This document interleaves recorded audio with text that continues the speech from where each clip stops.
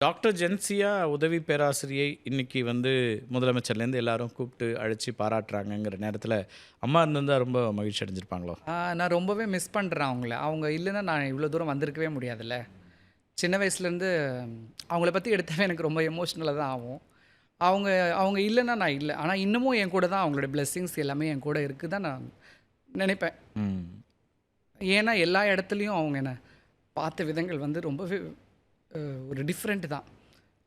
இப்ப நெறைய நாள் நான் யோசனை பண்ணியிருக்கிறேன். இப்ப என் கூட இருந்திருந்தா, எங்க அம்மாவ ரொம்ப நல்லா பார்த்துருக்கலாம் அப்படின்ற ஒரு எண்ணங்கள் எனக்கு வரும். இன்னைக்கு நான் கொஞ்சம் நல்லா ஏர்ன் பண்றேன், சம்பாரிக்கிறேன், நல்லா இருக்கிறேன்ற பட்சத்தில, என் கூட இருந்திருந்தாங்கன்னா அவங்கள நான் எவ்வளோ நல்லா பார்த்துருப்பேன்.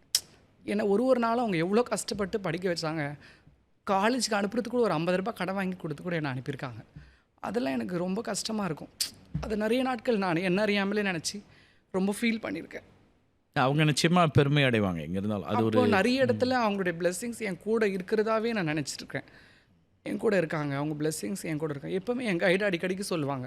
"உங்க அம்மா எங்கேயுமே போல. உங்க கூட தான் இருக்காங்க." அவங்களுக்கு ஏன் அந்த எண்ணம் வருதுன்னு எனக்கு தெரியல. ம். நெறைய நாள் என்ன வந்து மோட்டிவேட் பண்ணுவாங்க. ஓகே. "உங்க அம்மா உங்க கூட இருக்காங்க. ம். அவங்க பிளெஸ்ஸிங்ஸ் உங்க கூட இருக்கு." அப்படின்னு. அத நான் நெறைய நாள் என் வாழ்க்கையிலேயே நான் ரியலைஸ் பண்ணி அத உணர்ந்திருக்கேன்.